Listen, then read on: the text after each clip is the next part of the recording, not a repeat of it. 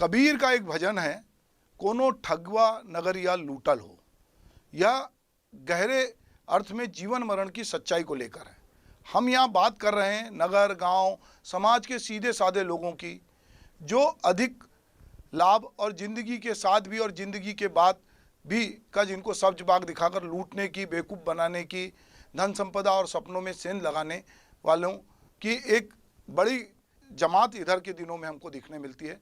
भारतेंदु हरिश्चंद्र के नाटक में एक दोहा है अंधेर नगरी में कि लोभ पाप का मूल्य है, लोभ मिटावत मान, और लोभ कबू नहीं कीजिए जामे नरक निदान। आज पूरी दुनिया में मनुष्य के लोभ, लालच और भविष्य की खुशहाली की उम्मीद जगाकर लूटने वालों की भरमार है।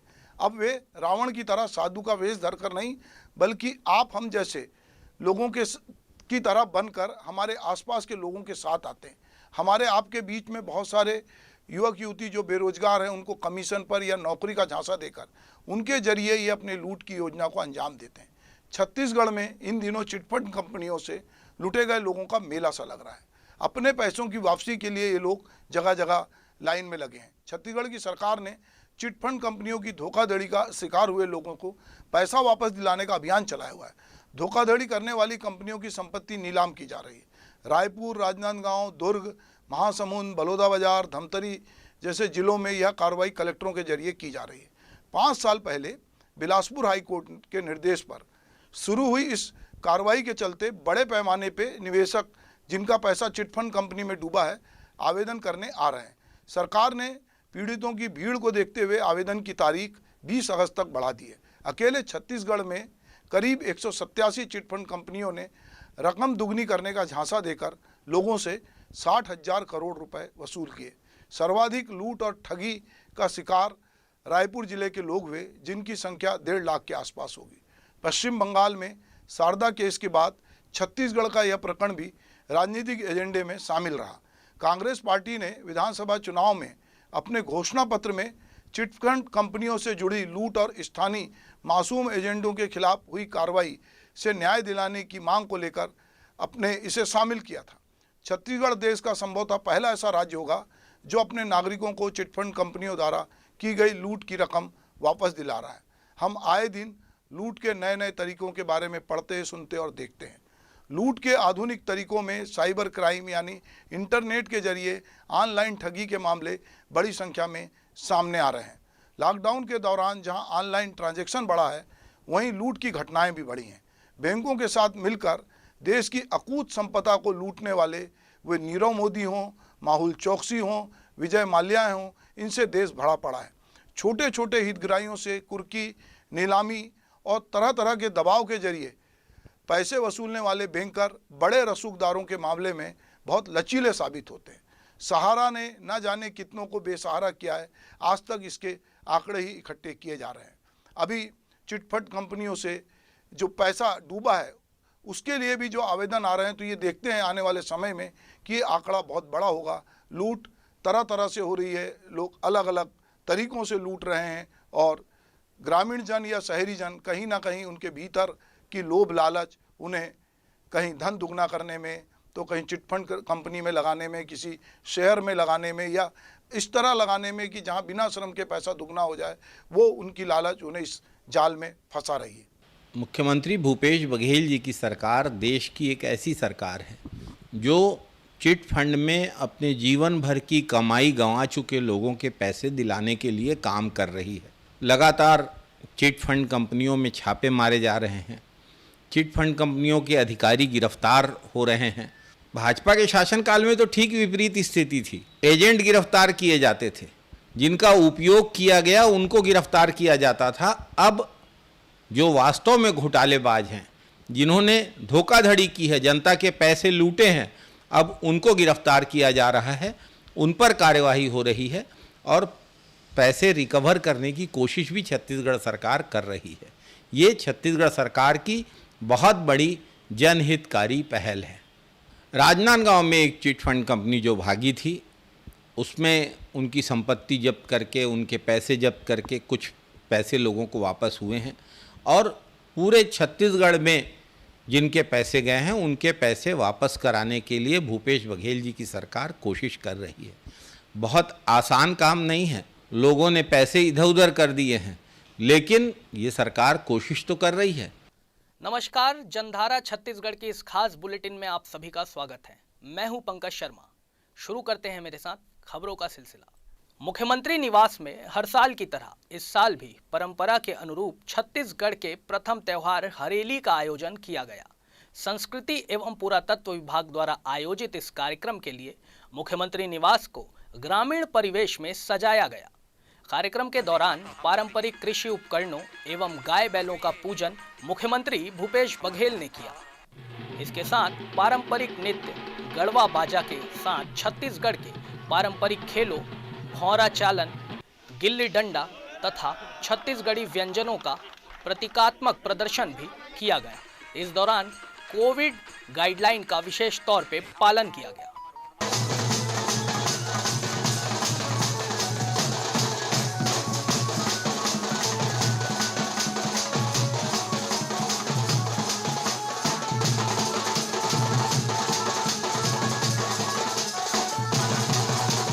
छत्तीसगढ़ का इस साल का पहला त्यौहार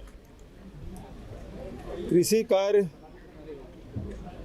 में जितने भी औजार उपकरण लगते हैं उसकी पूजा की जाती है। हमारे जो पशुधन है, गाय है, बैल है, उसकी पूजा की जाती है और विभिन्न प्रकार के खेल हमारे बच्चे आयोजित करते हैं गौठानों में, मैदानों में, और विभिन्न प्रकार के पकवान, छत्तीसगढ़ी पकवान बनाए जाते हैं।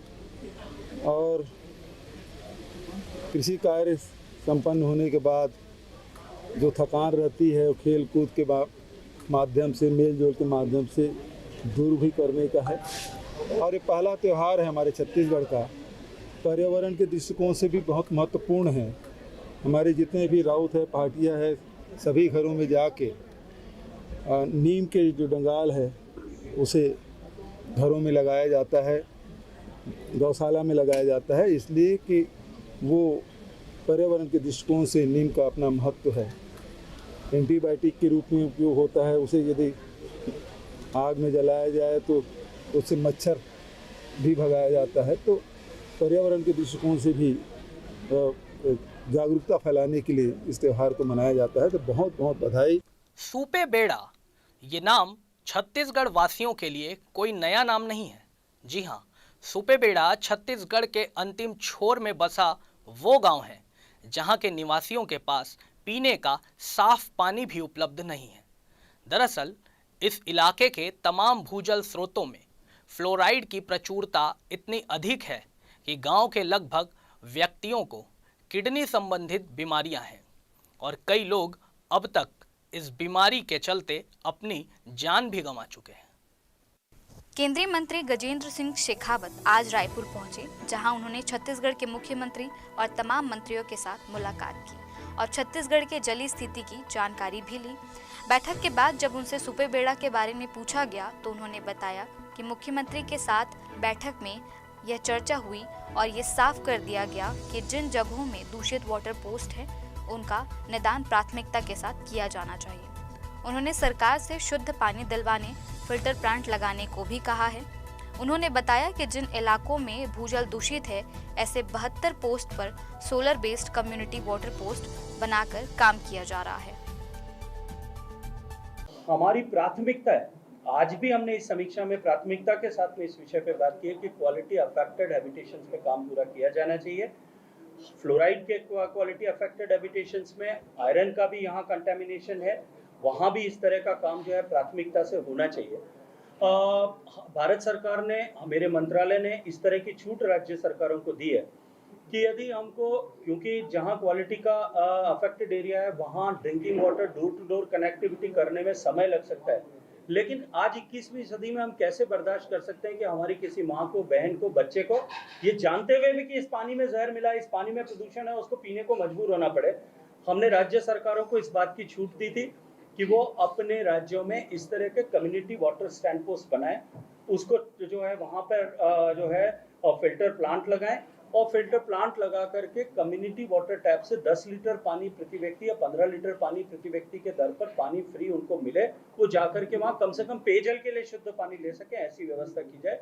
मुझे अभी बताया गया बैठक में कि इस तरह के जो है कम्युनिटी वाटर पोस्ट पे जो छत्तीसगढ़ सरकार में solar based community water post पे काम हो रहा है और लगभग 72 ऐसे हैबिटेशंस को आइडेंटिफाई करके वहाँ पे काम करना प्रारंभ किया।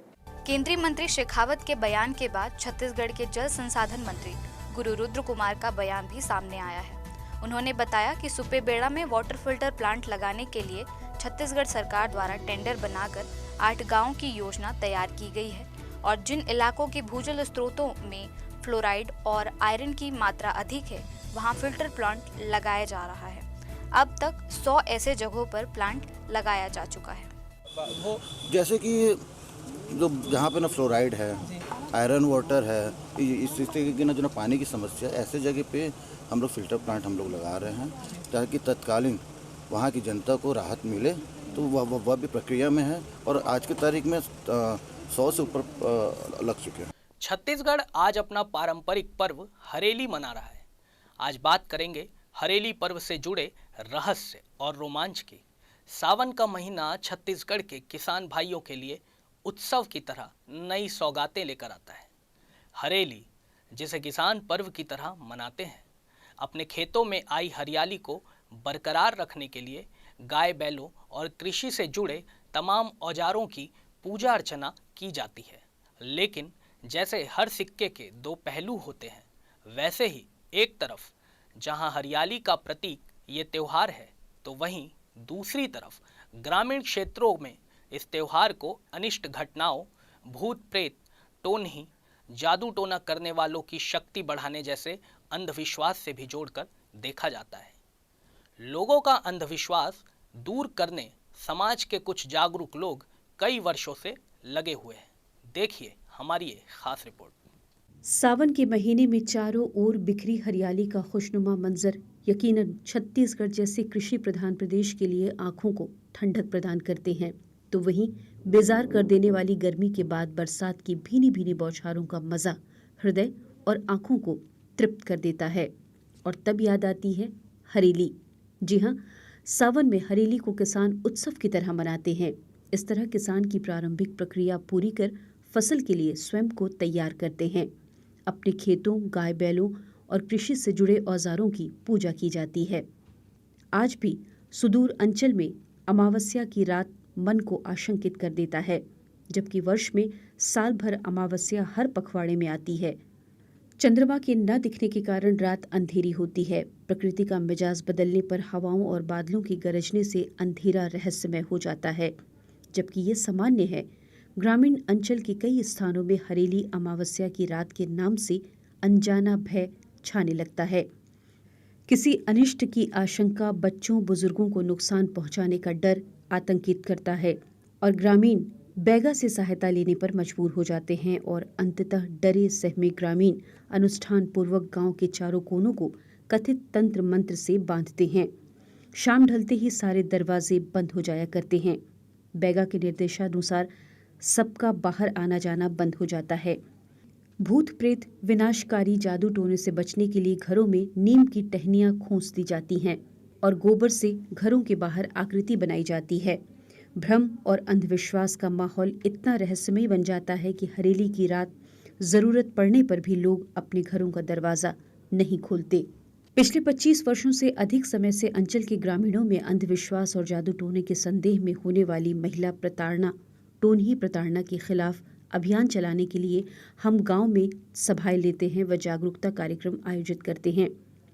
सन 95 से हम लोग छत्तीसगढ़ में अंधविश्वास निर्मूलन के अंतर्गत काम करते हैं और हरेली का छत्तीसगढ़ में विशेष महत्व है। और वैसे मूल रूप से किसानों का त्यौहार है, हरियाली का त्यौहार है, लेकिन इसको लेकर कुछ मान्यताएं जुड़ी हुई हैं, कुछ कुरीतियां जुड़ी हुई हैं। और पहले ऐसी घटनाएं लगातार सामने आती थी कि हरेली के दिन जादू टोना होता है, महिलाएं को टोनी कहा जाता था, उन्हें कहा रात में निकलती हैं, झुकती हैं, ऐसे अलग अलग अंधविश्वास थे।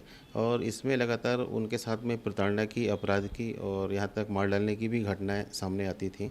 तो इस संबंध में जन जागरण के उद्देश्य से सन 95 से हमने कोई नारी टोनी नहीं अभियान शुरू किया और लोगों को इस बात की जानकारी देना आरंभ किया। इस पे हमने लगातार शिविर लगाए और ख़ासतौर पे हरेली में रात में हम गांव में जाते हैं, जितने भी स्थान रहते हैं जिन्हें कहा जाता है कि यहाँ पर कुछ ऐसी चीज़ें हो सकती हैं या जादू टोना हो रहा है या अंधविश्वास है या भूत प्रेत जैसी बात है, तो वहाँ के जो शमशान घाट है, नदी का किनारा है, ऐसे बहुत सारे तालाब हैं, उन सभी जगह पर जाते हैं और लोगों से बातचीत भी करते हैं, गांव में सभाएं भी लेते हैं और लोगों को समझाने की कोशिश करते हैं कि जादू टोने ऐसी बातों का कोई अस्तित्व नहीं होता और इसके शक में किसी भी महिला पर या पुरुष पर अत्याचार करना, उसको मारना पीटना पूरी तरह से गलत है। और इस संबंध में एक सरकार का कानून भी है जो 2005 में हमारे प्रयास से बना है छत्तीसगढ़ में, छत्तीसगढ़ राज्य टोनी प्रताड़ना निषेध अधिनियम, उसकी भी जानकारी देते हैं। और पिछले 2 वर्षों से हमने इस कार्यक्रम को कोरोना से भी जोड़ा है और लोगों से यह बातचीत की कि वो कोरोना के संबंध में सतर्कता रखें, मास्क लगाएं, यह बाकी बीमारियों की तरह है। तो ये सब जो चीज़ें हैं ये लोगों को बताने की कोशिश करते हैं, प्रयास करते हैं। छत्तीसगढ़ प्रदेश में कोरोना वैक्सीनेशन का महाअभियान जारी है। ऐसे में एक पॉजिटिव खबर है, जहां पूरे राज्य में 45 वर्ष से अधिक के 90% लोगों को कोरोना से बचाव का पहला टीका लगाया जा चुका है। पहली और दूसरी दोनों खुराकों को मिलाकर राज्य में अब तक कुल 1,28,25,432 टीके लगाए जा चुके हैं। इधर रायपुर पुलिस ने देश भर में महिलाओं के साथ ठगी करने वाले अंतर्राष्ट्रीय नाइजीरियन आरोपी को गिरफ्तार किया है। आरोपी के खिलाफ खमतराई थाने में 25 लाख रुपए की ठगी की शिकायत एक महिला द्वारा दर्ज कराई गई थी, जिस पर कार्रवाई करते हुए रायपुर पुलिस ने आरोपी को दिल्ली से गिरफ्तार किया है और आरोपी के पास से 23 नग मोबाइल, 5 नग लैपटॉप, 1 पासपोर्ट और 1 ATM कार्ड भी जब्त किया है। फॉरेन का था, उसका फ्रेंड रिक्वेस्ट इसके फेसबुक पर आया महिला के, और धीरे धीरे इनसे बातचीत स्टार्ट हुई। उसने उसी दौरान ये बताया कि आपके लिए मैंने गिफ्ट भेज दिया है और आपको इंडिया में गिफ्ट पहुंच जाएगा, और मैं फेसबुक बहुत कम चलाता हूं, इसलिए आप मुझे अपना व्हाट्सअप नंबर दीजिए करके। और उसने व्हाट्सअप नंबर उससे ले लिया, चैटिंग इनकी स्टार्ट हुई और इसी दौरान दिल्ली से इनको कॉल आता है कि आपका एक कोई पार्सल आया हुआ है और उस पार्सल में कुछ चीज़ें हैं, उसको क्लियरेंस कराना है। इस प्रकार से कुछ रकम अपने अकाउंट में डालने के लिए सामने वाले ने बोला। फिर से एक और कॉल आया कुछ दिन बाद, मई महीने में ही, कि आपका जो पार्सल आया है उसमें सोने चांदी के जेवरात हैं जो काफ़ी महंगे हैं और उसका लीगल क्लियरेंस कराना है। इसके लिए भी उस रकम की मांग की गई, तो एक 86,000 के आसपास की रकम डाली गई। इसके बाद फिर से इस प्रकार से कॉल आता रहा। अभी लेते हैं एक छोटा सा ब्रेक।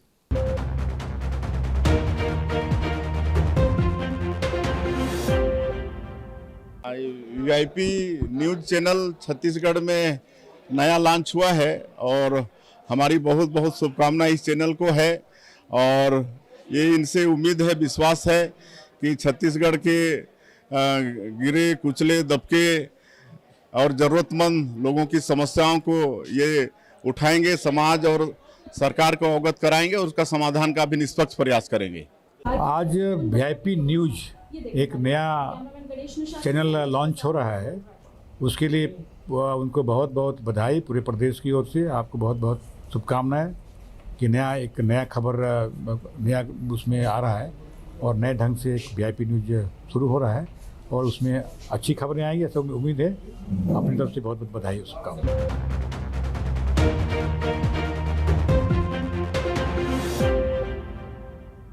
ब्रेक के बाद एक बार फिर आप सभी का स्वागत है। बढ़ते हैं अगली खबर की ओर। कोरिया जिले में रोका छेका योजना नाम मात्र की साबित हो रही है। ये योजना जिले में तो पूरी तरह से फेल नजर आ रही है। यहाँ मवेशी गौठान में नजर नहीं आते हैं, बल्कि मवेशी सड़क में घूमते हुए नजर आते हैं, जो आए दिन दुर्घटना का कारण भी बने हुए हैं। हमारे नगर निगम चिरमिरी क्षेत्र में इतने आवारा पशु हैं जो रोड में आपको आए दिन, शाम हो चाहे सुबह हो या दिन में हो, कहीं न कहीं आपको रोड में दिखेंगे और रोड पर बैठे रहते हैं वो गाय, जिससे कई आने जाने वालों को दुर्घटना भी होती है और हमारे निगम के चाहे शासन के किसी भी अधिकारी कर्मचारी इस पर ध्यान नहीं दिया जा रहा है। मैं खड़गवां क्षेत्र का दौरा किया था, वहाँ पे देखा कि किसान अपने खेती में जो भी फसल लगाए हैं उसको बचाने के लिए केवल गाय को दौड़ा रहे हैं और अपना चिरमिरी नगर निगम क्षेत्र में भी ऐसा कोई भी गौठान नहीं है जहाँ पे गायों को वहाँ रखा गया है। नगरीय प्रशासन विभाग से प्राप्त निर्देश अनुसार नगर निगम चिरमिरी क्षेत्र अंतर्गत 1 जुलाई से रोका छेका अभियान चालू किया गया है।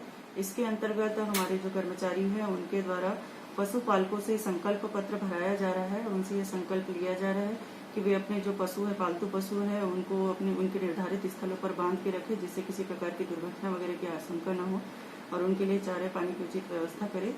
और इसके अलावा भी अगर कोई पशु है जो सड़कों पे हमको घूमते मिल रहे हैं आवारा पशु, तो उनको पकड़कर गौठानों में अभी रखा जा रहा है। छत्तीसगढ़ कर्मचारी अधिकारी फेडरेशन ने राजधानी रायपुर के बूढ़ा तालाब स्थित धरना प्रदर्शन स्थल में वादा निभाओ अनशन रख राज्य सरकार से केंद्र सरकार की तर्ज पर छत्तीसगढ़ राज्य के सभी कर्मचारियों को महंगाई भत्ता देने जाने की मांग की। रायपुर के बूढ़ा तालाब स्थित धरना स्थल में छत्तीसगढ़ अधिकारी कर्मचारी फेडरेशन के द्वारा धरना दिया जा रहा है। डीए की मांग को लेकर ये प्रदर्शन कर रहे हैं। आज इनका अनशन भी है। इसी सिलसिले में आज बात करने आए हैं अध्यक्ष कमल वर्मा जी से, जो बताएंगे उनकी क्या है पूरा कार्यक्रम आज का।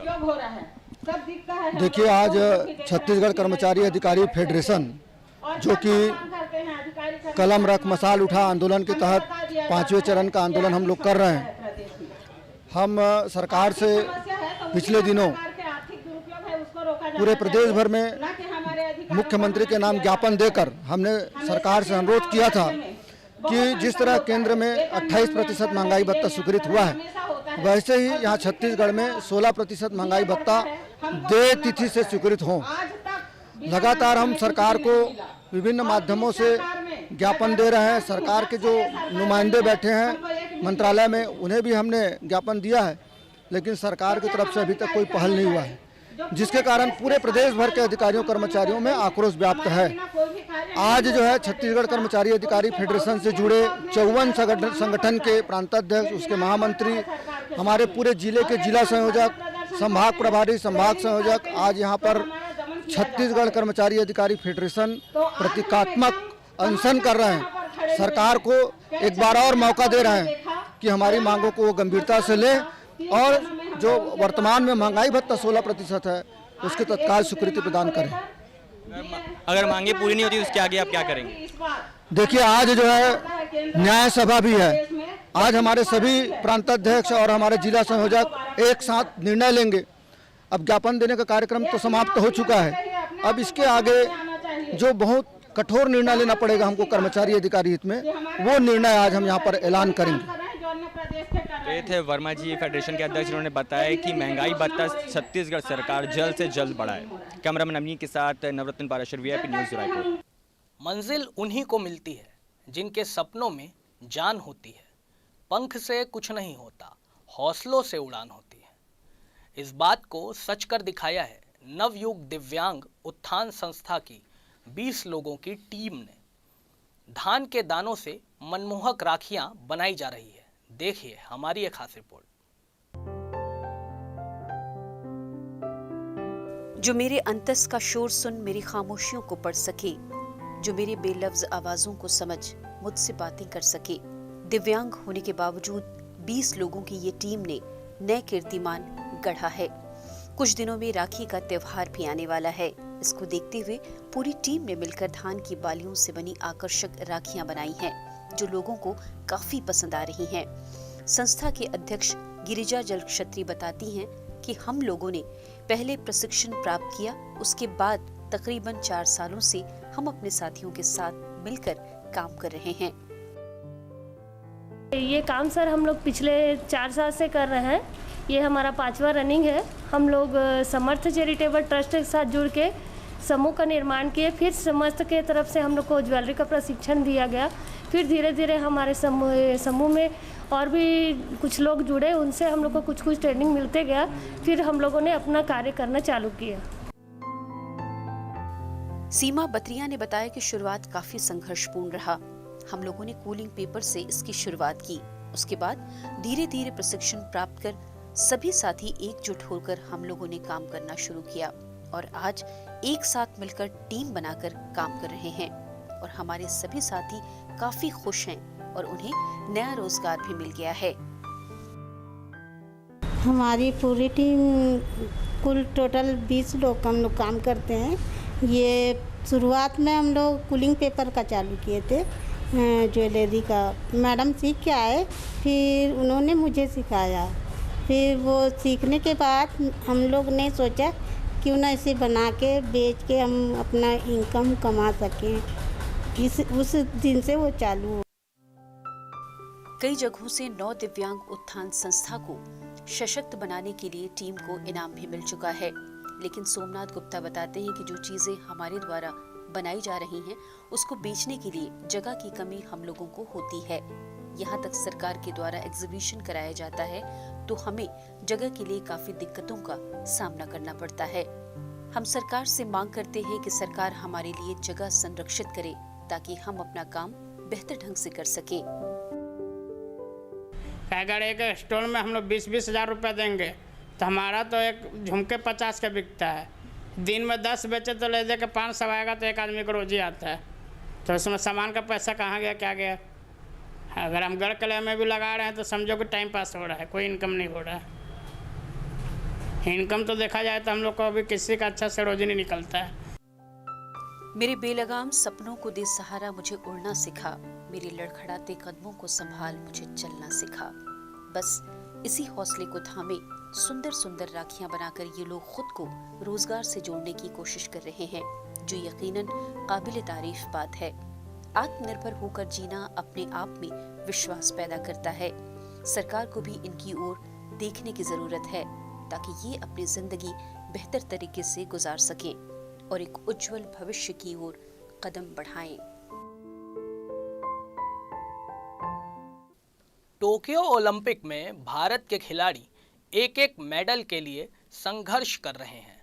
इधर छत्तीसगढ़ में बेहतर खेल संसाधन तो है, लेकिन देखरेख की अभाव में मैदान की सूरत ही बिगड़ चुकी है। ऐसे में भावी खिलाड़ियों को जब मैदान खेल के लिए उपलब्ध नहीं होगा तो क्या आने वाले दिनों में प्रतियोगिताओं में मेडल की आस पूरी हो सकेगी? ये एक बड़ा सवाल है। राजधानी रायपुर में एक से बढ़कर एक खेल मैदान है। यहाँ के अंतर्राष्ट्रीय क्रिकेट स्टेडियम हो या अंतर्राष्ट्रीय स्तर के ट्रैक एंड फील्ड और हॉकी स्टेडियम, ये सभी मेंटेनेंस के अभाव में खराब हो रहे हैं। आपको शहर के सुभाष स्टेडियम की एक झलक दिखलाते हैं। हम एक नज़ारा आपको दिखाते हैं, ग्राउंड की स्थिति क्या है।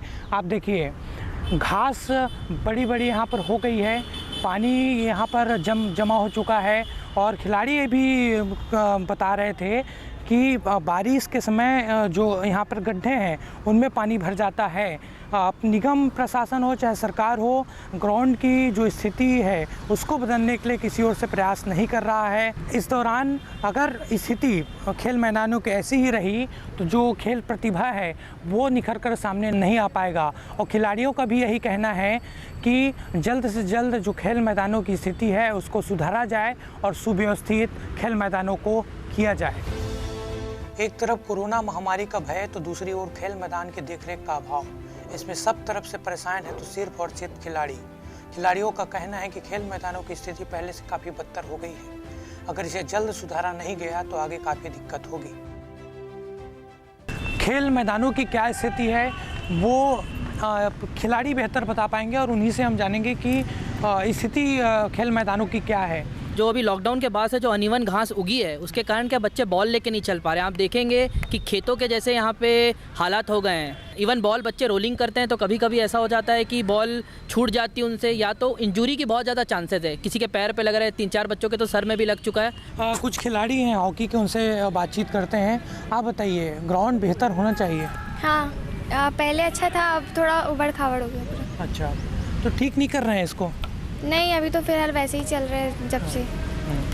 आप बताओ कैसी होनी चाहिए ग्राउंड?